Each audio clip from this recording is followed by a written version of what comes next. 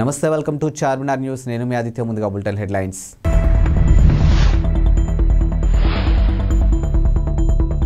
ప్రపంచవ్యాప్తంగా పెరుగుతున్న కరోనా కేసులు కారణం వెల్లడించిన WHO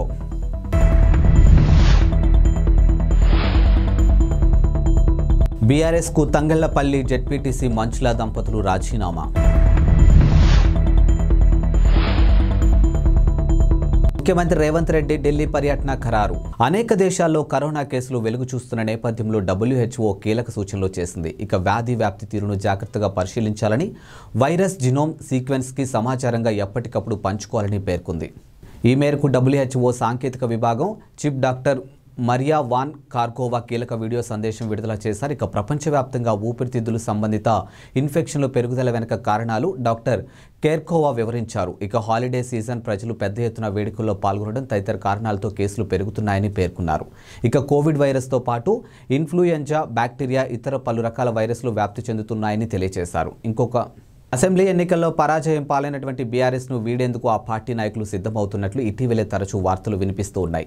ఈ విషయంలో అధికార పార్టీ నాయకులతో మంతనాలు కూడా జరుగుతున్నట్టు ప్రచారం జరిగింది.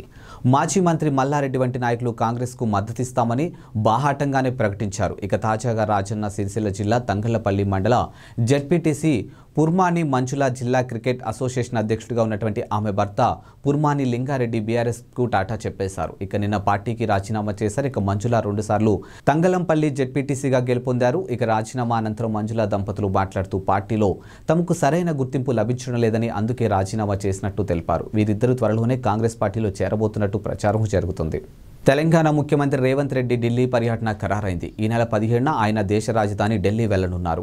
ఈ మేరకు ముఖ్యమంత్రి కార్యాలయం అధికారికంగా ప్రకటించింది. ఇక మంత్రివర్గ విస్తరణ గురించి హైకమాండ్తో ఆయన చర్చించనున్నారు. మంత్రివర్గ కసరత్తు ఇప్పటికే పూర్తయినట్టు తెలుస్తుంది. ఇక హోం, విద్య, సాంఘిక సంక్షేమ, మున్సిపల్ వంటి కీలక శాఖలు ఇంకా పెండింగ్లోనే ఉన్నాయి. నామినేటెడ్ పదవుల గురించి కూడా అధిష్టానంతో చర్చించే అవకాశం ఉంది. ఇక లోక్సభ ఎన్నికలను దృష్టిలో పెట్టుకుని పదవులు పంపిణీ జరుగుతున్నట్టు సమాచారం. రేవంత్ రెడ్డి ప్రభుత్వం కొలువు తీరాక డ్రగ్స్ పై ప్రత్యేక దృష్టి సారించింది. ఇక మాదక ద్రవ్యాలు ఉక్కుపాదం మోపుతామని, తెలంగాణను డ్రగ్స్ రహిత రాష్ట్రంగా తీర్చిదిద్దామని, డ్రగ్స్తో దొరికితే ఎంతటి వారైనా వదిలిపెట్టేదే లేదని హెచ్చరించారు. హైదరాబాద్ పోలీస్ కమిషనర్ కొత్తకోట శ్రీనివాసరెడ్డి కూడా ఇలాంటి ప్రకటన చేశారు. ఇక ఈ నేపథ్యంలో గత రాత్రి హైదరాబాద్ జూబ్లీహిల్స్, బంజారాహిల్స్లోని పలు పబ్బులపై పోలీసులు దాడులు నిర్వహించారు. తనిఖీల్లో తొలిసారి స్నీపర్ డాగ్స్ను ఉపయోగించారు. ఇక న్యూ ఇయర్ వేడుకలు సమీపిస్తుండటంతో సెలబ్రేషన్స్ కోసం పబ్లు సిద్ధమవుతూ ఉన్నాయి.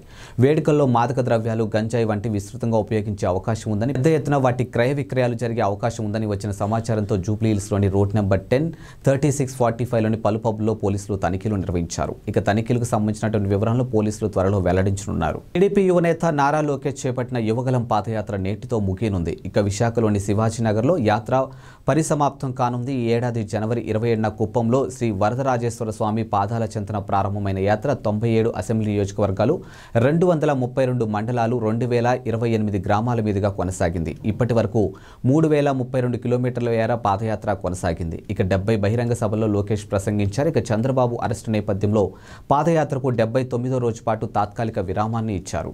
పాక్లో తలదాచుకుంటున్నటువంటి Mumbai underworld don Dawood Ibrahim ఆసుపత్రి పాలైనట్లు తెలుస్తుంది. ఇక విషప్రయోగం కారణంగా అతడి ఆరోగ్యం క్షీణించినట్టు వదంతులు బయలుదేరాయి. ఇక దావూద్ ఇబ్రహీం కరాచీ ఆసుపత్రిలో చేరినట్లు పాక్ జియో టీవీ పేర్కొంది. ఇక అతడిపై విషప్రయోగం జరిగినట్టు వ్యాపిస్తున్నటువంటి వదంతుల గురించి కూడా ప్రస్తావించింది. 1996లో ముంబై వరుస పేలులకు కారకుడైనటువంటి దావూద్ ఇబ్రహీం కరాచీలో తలదాచుకుంటున్న విషయం తెలిసిందే. ఇక పాక్ సాయంతో దావూద్ భారత్లో పాటు అంతర్జాతీయ దర్యాప్తు సంస్థలకు చిక్కకుండా తప్పించుకుని తిరుగుతూ ఉన్నాడు. ఇక 2003లో అతడిపై గ్లోబల్ టెర్రరిస్ట్గా ముద్ర పడింది. ఇక దావూద్ 1955లో మహారాష్ట్రలోని రత్నగిరి జిల్లాలో జన్మించాడు. ఆ తర్వాత కుటుంబంతో సహా ముంబైకి వలస వెళ్లాడు. 1970లో ముంబై అండర్ వరల్డ్లో అతడు అంచెలంచెలుగా ఎదిగాడు. క్రమక్రమంగా తన పరపతిని పెంచుకుంటూ వెళ్లాడు. ఇక కనీవిని ఎరుగని దారుణాలకు పాల్పడే అతడి గ్యాంగ్కు అప్పట్లో డి కంపెనీగా పేరు స్థిరపడింది. డాక్టర్ బిఆర్ అంబేద్కర్ కోనసీమ జిల్లాలో షాకింగ్ ఘటన వెలుగులోకి వచ్చింది. ఇక చికిత్స కోసం ఆసుపత్రికి వచ్చిన ఓ దళిత బాలికను నర్సు కాలితో తొక్కి పరీక్షిస్తూ అవమానించింది. జిల్లాలోని కాట్రేని కోనకు చెందినటువంటి నేలపాటి భాస్కర్రావు తన 10 ఏళ్ల మనవరాలు కాలు నొప్పితో బాధపడుతుంటూ ఆదివారం స్థానిక ప్రభుత్వ ఆరోగ్య కేంద్రానికి తీసుకుని వెళ్లాడు. అయితే అక్కడున్న నర్సు మణికుమారి మాత్రం చిన్నారి కాలును తన కాలితో తొక్కి పరీక్షించింది. ఇక చికిత్స ఏమీ చేయకుండానే అమలాపురం ఆసుపత్రికి తీసుకెళ్లమని సూచించింది. దీంతో భాస్కర్రావు నర్సుపై ఆగ్రహం వ్యక్తం చేశారు. ఇక రోగిని అవమానించిన ఇచ్చినందుకు పై అధికారులకు ఫిర్యాదు చేస్తామని హెచ్చరించారు. దీంతో నర్సు క్షమాపణ చెప్పింది. కాగా సదరు నర్సు డిప్యుటేషన్పై తమ ఆసుపత్రిలో పనిచేస్తుందని ఆసుపత్రి వైద్యుడు నిఖిత తెలిపారు. ఇలాంటి సంఘటనలు మళ్లీ జరగకుండా చూస్తామని చెప్పారు. యువగలం పాదయాత్రను కొనసాగిస్తున్న టీడీపీ జాతీయ ప్రధాన కార్యదర్శి నారా లోకేష్ కుడి చేతికి ఆదివారం స్వల్ప గాయమైంది. అభిమానులకు అభివాదం చేస్తున్న సమయంలో ఓ వ్యక్తి లోకేష్ చేతిని అందుకొని బలంగా నొక్కడంతో ఈ గాయమైంది. చీలమండం నరంపై ఒత్తిడి పడడంతో స్వల్పంగా వాపు వచ్చింది. ఇక పాదయాత్ర పరవాడ మండలంలోకి ప్రవేశించిన సమయంలో ఈ ఘటన చోటు చేసుకుంది. అయినప్పటికీ లోకేష్ పాదయాత్రను యథావిధిగానే కొనసాగించారు. ఇక గాయానికి ఐస్ ముక్కలతో మర్దన చేస్తూ ముందుకు కదిలారు. అయితే అభిమానులతో కరచలనానికి ఎడమ చేతిని ఉపయోగించారు. కాగా యువగలం పాదయాత్ర 225 రోజు తోటాడ స్మార్ట్ సిటీ నుంచి మొదలుపెట్టారు. బరణికం గ్రామం వద్ద పాదయాత్ర పెందుర్తి అసెంబ్లీ నియోజకవర్గంలోకి ప్రవేశించింది. ఈ సందర్భంగా టీడీపీ జనసేన శ్రేణులు పెద్ద ఎత్తున స్వాగతం పలికారు. Tirusapalli, Venkatapuram, Parawada, Gorlavanipalem, Chintala Gorlavanipalem, Jujuvanipalem, Desapatrunipalem, steel plant, gate sector 10, bus stop sector 5 complex మీదుగా పాదయాత్ర సాగింది. పరవాడ సంతబయలు వద్ద పంచగ్రహాల ప్రజలతో లోకేష్ సమావేశం మేరకు ఎల్జీ పాలిమర్స్ బాధితులకు, పరవాడ గ్రామ డ్వాక్రా మహిళలకు, కాపు సామాజిక వర్గీయులకు, నిరుద్యోగులు వారి సమస్యలపై లోకేష్కు వినతి పత్రాలు అందించారు. ఇక టీడీపీ ప్రభుత్వం 3 నెలల్లో అధికారంలోకి వస్తుందని, న్యాయమైన వినతులు పరిశీలిస్తామని ఆయన హామీ ఇచ్చారు. గాజాలో అతిపెద్ద సొరంగాన్ని గుర్తించామని ఇజ్రాయెల్ సైన్యం ఆదివారం ప్రకటించింది. ఇక సరిహద్దు వద్ద ఎరేజ్ క్రాసింగ్కు 400 మీటర్ల దూరంలో దీన్ని గుర్తించినట్లు వెల్లడించింది. ఇక చిన్న వాహనాలు సునాయాసంగా ప్రయాణించేంత పెద్దదిగా ఈ సొరంగం ఉందని వివరించింది. ఈ సొరంగం నిర్మాణానికి కొన్నేళ్లు పట్టి ఉండొచ్చని, భారీగా నిధులు ఖర్చయి ఉండొచ్చని ఇజ్రాయెల్ సైన్యం భావిస్తోంది. అక్టోబర్ 7న దాడుల సూత్రధారి హమస్ చీఫ్ సోదరుడు మహ్మద్ ఈ ప్రాజెక్టుకు నేతృత్వం వహించినట్లు సైన్యం వెల్లడించింది. ఈ సొరంగం తాలూకా వీడియోను కూడా ఇజ్రాయెల్ సైన్యం విడుదల చేసింది. సొరంగంలో భారీ ఎత్తున ఆయుధాలు కూడా లభ్యమయ్యాయని ఇజ్రాయెల్ అధికారులు తెలిపారు.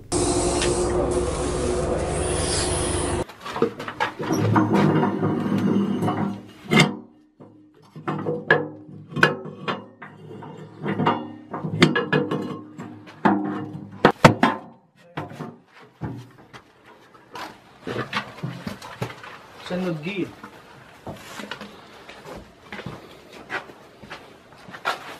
جميل الزوايا خلاص عادي ايش انا في ميه هنا يا جماعه هي هذه ميه نشفه اي لا